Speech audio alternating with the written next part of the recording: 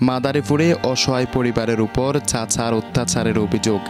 মাদারীপুরের কালকিনি উপজেলার দড়িরচর লক্ষ্মীপুর এলাকায় এক অসহায় পরিবারের উপর আপন চাচার বিরুদ্ধে নির্যাতনের অভিযোগ উঠেছে।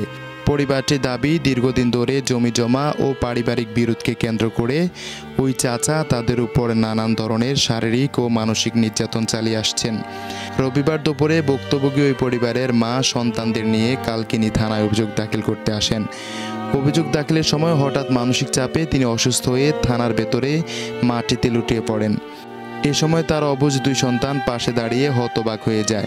আর বড় সন্তান কান্নাজড়িত কণ্ঠে সাংবাদিকদের বলেন, মগো সবাইরে মাইরা লাইবে। সন্তানদের এই অসহায় কান্না উপস্থিত সবাইকে আবেগ আপ্লুত করে। স্থানীয়রা জানান, পারিবারিক দ্বন্দ্বের জেরে দীর্ঘদিন ধরে এই পরিবারটি চাচার অত্যাচারের শিকার। তারা প্রশাসনের কাছে দ্রুত কার্যকর ব্যবস্থা নেওয়ার দাবি জানিয়েছেন। এই বিষয়ে কালকিনি থানার ওসি KM সোহেল রানা জানান, অভিযোগটি গ্রহণ করা হয়েছে। বিষয়টি তদন্ত করে আইনগত ব্যবস্থা নেওয়া হবে। Desk report, Bartadesh news, Dhaka.